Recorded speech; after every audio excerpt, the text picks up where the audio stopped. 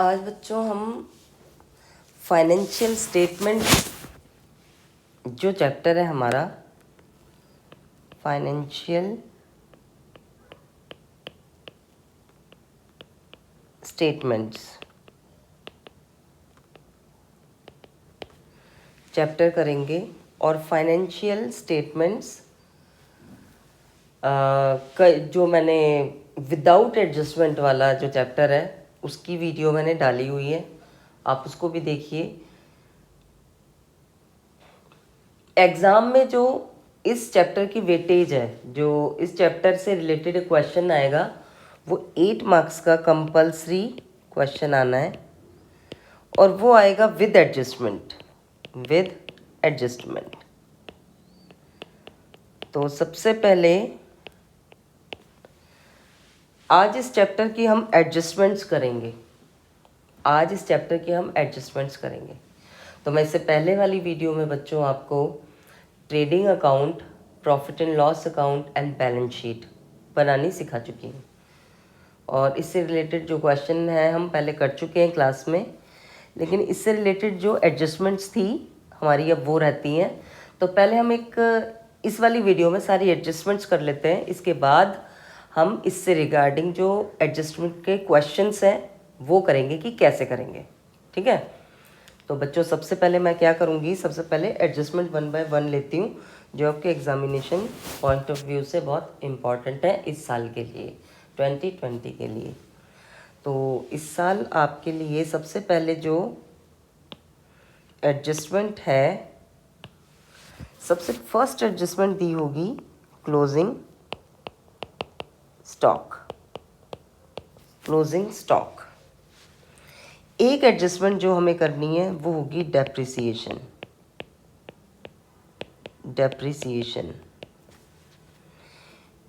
एक बहुत इम्पॉर्टेंट है आउटस्टैंडिंग एक्सपेंस। एक इसके बाद प्रीपेड एक्सपेंस। इसके बाद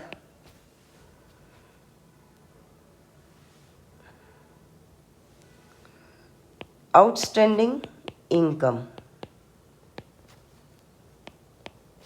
प्रीपेड इनकम। इसके बाद प्रोविजन फॉर बैड डेट्स।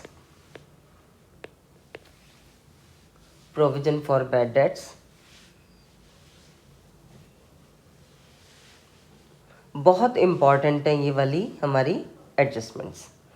तो अभी मैं उतनी ही एडजस्टमेंट आपको करा रही हूँ जो आपके एग्ज़ाम के पॉइंट ऑफ व्यू से इम्पॉर्टेंट है। तो इस साल जो 2020 के हिसाब से जो एडजस्टमेंट्स पूछी जानी है, जो एडजस्टमेंट्स बहुत इम्पॉर्टेंट हैं, वो ये 7 एडजस्टमेंट्स हैं। तो आप इस साल के लिए 2020 के लिए सिर्फ मैं जो वीडियो बना रही हूँ सिर्फ 2020 वाले बच्चों के पॉइंट ऑफ व्यू से बना रही हूँ कि ये जो एडजस्टमेंट्स हैं वो सबसे ज़्यादा इम्पॉर्टेंट है। तो इस वीडियो में हम सिर्फ इतनी एडजस्टमेंट आज करेंगे। इसके बाद में जो क्वेश्चन करूँगी इसी एडजस्टमेंट से रिलेटेड करूँगी, उस क्वेश्चन को बहुत ध्यान से करना, आपके सारे डाउट्स क्लियर होंगे। सबसे पहले 1 बाय 1 इनको लेके चलते हैं। देखो बच्चों, सबसे पहले मैं अगर लेती हूँ अपना क्लोजिंग स्टॉक, तो 1 बाय 1 मैंने सबसे पहले लिया क्लोजिंग स्टॉक। बच्चों ध्यान रखना, जो भी एडजस्टमेंट होती है हमेशा 2 अकाउंट को इफ़ेक्ट करती हैं। हमारे 2 अकाउंट को इफ़ेक्ट करेंगी। तो एक अकाउंट होगा हमारा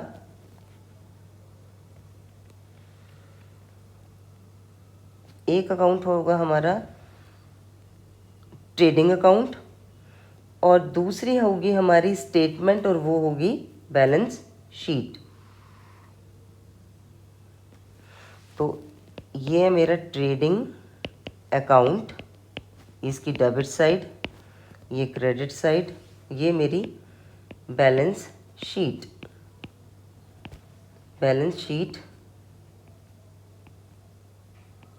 और बैलेंस शीट में हम देखते हैं, देखो ज़रा, क्लोजिंग स्टॉक हमारा होता है ट्रेडिंग अकाउंट के क्रेडिट में, तो हम इसको लिखेंगे बाय क्लोजिंग स्टॉक और जितना दिया है हम उसकी एंट्री कर देंगे। सेम हमारे जो क्लोजिंग स्टॉक है हमारे लिए क्या है, हमारी एडजस्टमेंट है। ठीक है, ये एडजस्टमेंट हम इसकी करने जा रहे हैं। ये क्या है, मेरी एसेट है, इसीलिए इसको बैलेंस शीट के एसेट साइड हम शो करेंगे क्लोजिंग स्टॉक। जैसे कि बच्चों मैंने अभी बताया कि जो भी एडजस्टमेंट होगी दो अकाउंट में आएगी। तो एक अकाउंट में आ गई मेरी ट्रेडिंग अकाउंट में, दूसरी साइड आ गई मेरे बैलेंस शीट में। तो मेरी फर्स्ट एडजस्टमेंट थी जो मैंने वो कर ली ख़त्म। अब आ जाते हैं हम, देखो ज़रा सेकंड क्या लिखा है मैंने, डेप्रिसिएशन। तो सेकंड की एंट्री करेंगे हम डेप्रिसिएशन की। अच्छा देखो बच्चों, क्वेश्चन में सीधा सीधा लिखा होगा कि ये डेप्रिसिएशन आपको किस पे लगाया है। एग्जाम्पल लेते हैं कि हमने ये डेप्रिसिएशन, एग्जाम्पल में लिख रही हूँ यहाँ पर कि ये जो डेप्रिसिएशन है, डेप्रिसिएशन ऑन फर्नीचर है और at the rate 5% per annum दिया हुआ है। और जो हमारा फर्नीचर है वो दिया हुआ है हमारे पास 1 लाख का। अब 1 लाख का हमें 5% निकालना है। तो देखो मैं ज़रा डेप्रिसिएशन निकालती हूँ। तो मैंने क्या किया, 1 लाख का 5% निकाला। तो 5% निकालेंगे तो बच्चों कितना आ जाएगा, 5000। यानी 5000 क्या आ गया, डेप्रिसिएशन। तो अब मुझे डेप्रिसिएशन मैंने कैलकुलेट कर ली, ये तो हो गया डेप्रिसिएशन। अब मुझे इसको शो करना है, तो मैं इसको शो करती हूँ। तो मैंने एक बनाया, दो अकाउंट में आएगा। अब तो देखते हैं कौन कौन से अकाउंट में आएगा। तो सबसे पहले तो ये आएगा मेरी बैलेंस शीट में, क्योंकि एसेट है जो जिस पे डेप्रिसिएशन लगा है वो शो हो रहा होगा हमारी बैलेंस शीट में। और दूसरे अकाउंट में आएगा, इसको कहेंगे प्रॉफिट एंड लॉस अकाउंट। ये इसकी डेबिट साइड, क्रेडिट साइड। तो बच्चों देखो ज़रा, मैं देखती हूँ डेप्रिसिएशन किस पे लगा है, फर्नीचर पे। तो बच्चों डेप्रिसिएशन हम फर्नीचर पे लगाएंगे, तो फर्नीचर तो मेरी एसेट है, यानी ये एसेट मेरी शो हो रही होगी कहाँ पर, बैलेंस शीट में। तो देखो मैं लिखती हूँ यहाँ पे फर्नीचर, और फर्नीचर कितना है, 1 लाख का। मैंने लिखा 1 लाख। इसके बाद आगे दिया है कि इस पे मुझे लगाना है डेप्रिसिएशन। मैंने लगाया डेप्रिसिएशन। तो देखो बच्चों, डेप्रिसिएशन कितना आया था, 5000। तो ये डेप्रिसिएशन आया मेरा प्रॉफिट एंड लॉस अकाउंट के डेबिट साइड। मैं इसके लिखूंगी डेप्रिसिएशन ऑन फर्नीचर, और ये आया 5000। मैंने एक साइड कर दी एंट्री। अब दूसरी साइड मुझे कहाँ करनी है, बैलेंस शीट में। डेप्रिसिएशन जाने से, डेप्रिसिएशन के होने से मेरी जो फर्नीचर है उसकी वैल्यू हो जाएगी कम। अभी उसकी जो वैल्यू थी वो थी 1 लाख, लेकिन 5000 के होने से अब उसकी वैल्यू कम हो गई है। तो उस वैल्यू को हम शो करेंगे अपनी बैलेंस शीट में। तो मैंने लिखा लेस डेप्रिसिएशन। तो डेप्रिसिएशन आ गई मेरी कितनी, 5000, और मैंने इसको लेस करके लिखा 95000। अब मैं 95000 को बैलेंस शीट में शो करूँगी। तो बच्चों आपको सेकेंड वाली डेप्रिसिएशन का जो पॉइंट ऑफ व्यू है वो भी समझ में आया हुआ होगा।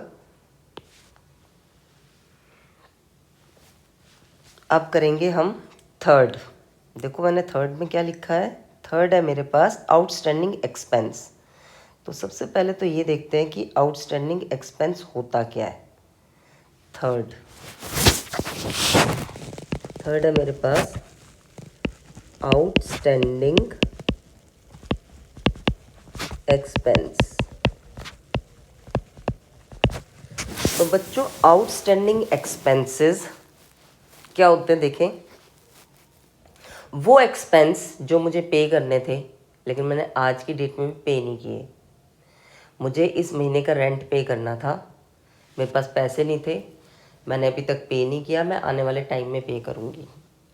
कुछ बच्चे हैं जिनको फ़ीस भरनी होती है स्कूल की, और बच्चे क्या करते हैं फर्स्ट क्वार्टर की फ़ीस भी टाइम पे नहीं भरते, तो नेक्स्ट मंथ आ जाता है। तो जब तक वो नहीं भरते तब तक की उनके लिए क्या है, वो आउटस्टैंडिंग होती है, यानी उनकी लाइबिलिटी है। ठीक है, तो उनकी लाइबिलिटी है, तो आने वाले टाइम में हम पे करेंगे। तो इसके एग्जांपल हो सकते हैं जैसे कि रेंट, अगर मैंने पे कर दिया तो रेंट क्या है, एक्सपेंस, और अभी तक पे नहीं किया तो यानी आने वाले टाइम में पे करूँगी, तो ये बन जाएगी मेरी outstanding. Outstanding rent, outstanding salary, यानी जितने भी नॉमिनल हमारे अकाउंट हैं, अगर उसके आगे प्रीफिक्स लग जाए या सफिक्स लग जाए तो ये हमारे क्या बन जाएंगे, आउटस्टैंडिंग। प्रीफिक्स लग रहा है इसमें आउटस्टैंडिंग, तो ये हमारे पर्सनल अकाउंट बन जाएंगे। और ये जो हमारा आउटस्टैंडिंग रेंट है, अब हम इससे रिलेटेड आउटस्टैंडिंग जो हमें पे करना था अभी तक हमने पे किया नहीं है, उससे रिलेटेड जो भी हमारे किस तरह से एडजस्टमेंट्स करते हैं उसको करते हैं। ठीक है, तो सबसे पहले तो हमें कंसर्न अकाउंट ढूंढना पड़ेगा कि इसकी एडजस्टमेंट हम कौन से अकाउंट में करेंगे। तो मैं एग्जांपल लेती हूँ कि मैंने आउटस्टैंडिंग रेंट से रिलेटेड लिया है ये एग्जांपल। तो रेंट की एंट्री हमारी P&L में होगी, यानी एक अकाउंट तो मिल गया मुझे P&L, तो मैंने ले लिया एक अकाउंट अपना P&L, यानी प्रॉफिट एंड लॉस अकाउंट, ये डेबिट साइड, ये क्रेडिट साइड।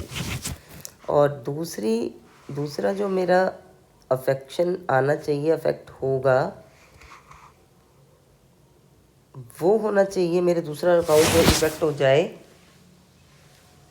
वो होना चाहिए मेरी बैलेंस शीट। बैलेंस शीट तो मैं इसके अंदर डालूंगी इसको। तो देखो बच्चों, सबसे पहले आउटस्टैंडिंग रेंट, एक एग्जांपल है कि आउटस्टैंडिंग रेंट था 400। ये रेंट मुझे पे करना था लेकिन मैंने अभी तक पे नहीं किया। ठीक है, तो आउटस्टैंडिंग रेंट की हम एंट्री करेंगे। सबसे पहले P&L अकाउंट में रेंट पहले से ज़रूर दिया होगा, ऐसे क्वेश्चन में रेंट पहले से दिया होता है। मानो 4000 रेंट दिया हुआ था, इसका मतलब ये है कि 4000 ही दिया था, 400 रुपये और देने थे, लेकिन अभी तक हमने दिए नहीं है। तो सीधी सीधी बात है कि 400 हमने नहीं दिए, तो 400 की क्या बन गई मेरी लाइबिलिटी। और लाइबिलिटी को हम शो कहाँ करते हैं, बैलेंस शीट में लाइबिलिटी साइड। तो लाइबिलिटी साइड में इसको लिखूंगी आउटस्टैंडिंग रेंट 400। इसका मतलब ये है कि जितने भी मुझे रेंट पे करना था उसमें 400 और पे करना था। मैंने सिर्फ 4000 पे किया हुआ है, मुझे 400 और पे करना था जो कि अभी तक पे नहीं किया है। तो आउटस्टैंडिंग को क्या करते हैं, ऐड करते हैं, ऐड आउटस्टैंडिंग रेंट। ये आ गया मेरा 400, यानी मुझे कितना देना है, 4400। तो ये हो गई मेरी आउटस्टैंडिंग एक्सपेंस की एंट्री। इसी तरह से अब मैं नेक्स्ट देखूं तो नेक्स्ट दिया हुआ है मुझे आउटस्टैंडिंग के बाद है प्रीपेड एक्सपेंस। अच्छा बच्चों, अभी मैंने बताया तुम्हें कि कुछ ऐसे एक्सपेंडिचर हैं जो कि मुझे एक्सपेंस मुझे पे करने थे लेकिन अभी तक पे नहीं किया, वो मेरी लाइबिलिटी बन गई। लेकिन क्या था, ऐसा भी तो सकता है, ज़रूर थोड़ी है कि हम डिफ़ॉल्टर हों, कभी तो हम अच्छा भी काम करेंगे ना। तो प्रीपेड एक्सपेंस भी हो सकते हैं, प्रीपेड एक्सपेंस। एग्जाम्पल, बच्चे मेरे पास फ़ीस भरने आए एक क्वार्टर की, उनके पेरेंट्स के पास पहले से ही पैसे थे, उन्होंने कहा मैडम ये बताओ कि नेक्स्ट क्वार्टर की कितनी है। हम एडवांस में पे कर देते हैं, हम भूल जाते हैं, एडवांस में भी तो हम पे कर देते हैं ना कई बार। तो ऐसे हमने एडवांस में पेमेंट कर दी, इसी को प्रीपेड एक्सपेंस कहते हैं। वो एक्सपेंस जो मुझे करने थे उन्हें मैंने होने से पहले ही पे कर दिया है। तो जब मैं ऐसे एक्सपेंडिचर जो पहले से ही पे कर दूंगी वो मेरे क्या बन जाएंगी, एसेट। ठीक है, जैसे एक एग्जांपल है, मैं यहाँ पर लेती हूँ कि मैंने एडवांस सैलरी पे कर दी है अपने वर्कर्स की जो सैलरी थी मुझे जो पे करनी थी, मैंने पहले से एडवांस में पे कर दी। ठीक है, यानी प्रीपेड सैलरी का एग्जांपल लेते हैं, प्रीपेड सैलरी, और मैंने 5000 ये एडवांस पे की है। ठीक है, तो कंसर्न अकाउंट ढूंढते हैं। सैलरी की एंट्री कहाँ होगी? P&L अकाउंट में। तो सबसे पहले देखते हैं P&L अकाउंट।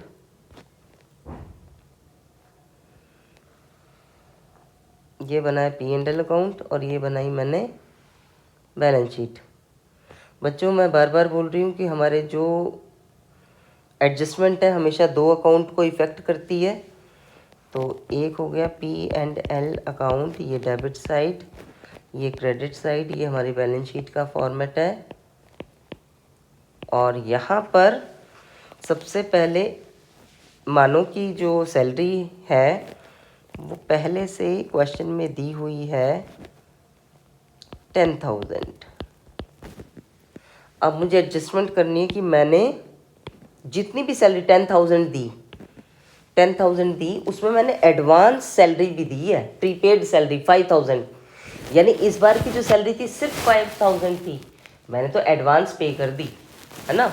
एडवांस पे कर दी तो मेरी एसेट बन गई। तो मैं पहले इसकी एंट्री करूँगी एसेट में, इसको लिखेंगे प्रीपेड सैलरी, और ये आ गई 5,000। अब प्रीपेड सैलरी क्या है हमारी? पहले से मैंने पे कर दी है, वो इस बार का हिस्सा थोड़ी था, वो तो प्रीपेड था, वो इस बार का है ही नहीं, इसलिए मुझे इसको क्या करना है? माइनस करना है। अच्छा चलो एक चीज़ और बता दी तुम्हें, आउटस्टैंडिंग को हमेशा आप ऐड करोगे और प्रीपेड चाहे इनकम हो चाहे एक्सपेंडिचर हो उसको माइनस करते हैं। ठीक है, तो इसको ध्यान रखना, प्रीपेड को माइनस करोगे। तो ये आ गया 5,000, यानी मेरी फोर्थ वाला जो था ये भी कर लिया मैंने कंप्लीट। अब इसके बाद देखते हैं फिफ्थ क्या दिया हुआ है। फिफ्थ दिया है आउटस्टैंडिंग इनकम, इसको करते हैं आउटस्टैंडिंग इनकम। फिफ्थ है आउटस्टैंडिंग इनकम। आउटस्टैंडिंग इनकम है वो इनकम जो कि मुझे मिलने वाली थी लेकिन अभी तक नहीं मिल पाई, वो आउटस्टैंडिंग है, आने वाले टाइम में मिलेगी। ठीक है, तो जब मिलेगी हम इसकी एंट्री उसी के अकॉर्डिंगली करेंगे। वो इनकम जो मिलने वाली थी, आउटस्टैंडिंग बताया मैंने, हमेशा ऐड होगा, चाहे इनकम हो चाहे एक्सपेंडिचर हो। प्रीपेड चाहे इनकम हो चाहे एक्सपेंडिचर हो, दोनों को माइनस करेंगे। तो आउटस्टैंडिंग इनकम P&L में, क्रेडिट साइड P&L अकाउंट, ये डेबिट क्रेडिट, ये हमारी बैलेंस शीट। जो इनकम मिलने वाली थी बट मिली नहीं है, वो क्या है? मिलेगी तो है ना, अभी तक मिली नहीं है लेकिन मिलनी आने वाले टाइम में, तब तक लेके मेरी एसेट है वो। आउटस्टैंडिंग इनकम जो मिलने वाली थी लेकिन मिल नहीं पाई, एसेट साइड उसको शो करेंगे। आउटस्टैंडिंग, पेन चेंज कर देती हूँ, outstanding salary, outstanding rent, outstanding rent रखते हैं। ठीक है, आउटस्टैंडिंग रेंट जितना भी था उसकी एंट्री करेंगे, और ये रेंट मिलने वाला होगा ना, रेंट यानी रिसीव दिया होगा, रेंट रिसीव्ड, उसी के साथ हम आउटस्टैंडिंग की एंट्री करेंगे, ऐड आउटस्टैंडिंग रेंट। तो जितना भी आउटस्टैंडिंग रेंट दिया हो उसको वहां पर शो करेंगे। इसके बाद आया मेरा जो नेक्स्ट है वो है प्रीपेड इनकम। प्रीपेड इनकम और प्रोविजन रह गया, इसको कर लेते हैं। प्रीपेड इनकम, प्रीपेड इनकम वो इनकम जो कि मुझे पहले ही मिल गई, काम होने से पहले ही वो इनकम मुझे मिल गई।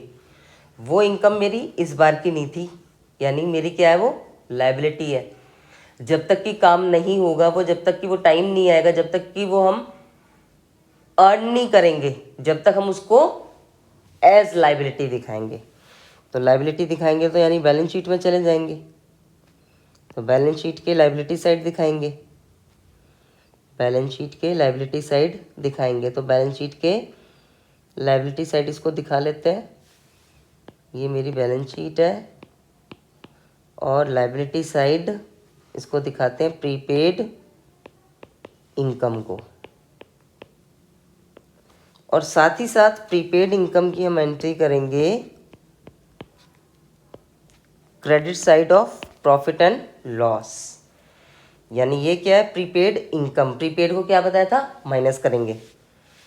तो जैसे रेंट हमें मिला था, रेंट रिसीव्ड, और उसी के साथ मुझे प्रीपेड हो गया, पहले से ही मिल गया, लेस कर देंगे उसको, लेस प्रीपेड। तो बच्चों यहाँ तक की जो एडजस्टमेंट थी वो सब आपके लिए इम्पॉर्टेंट थी। एक लास्ट एडजस्टमेंट जो बची है वो है प्रोविजन फॉर बैड डेट्स। बस एक इसको बनाना है, इसके बाद ये सारी एडजस्टमेंट आपकी खत्म हो जाएगी। इसके बाद हम क्वेश्चन करेंगे।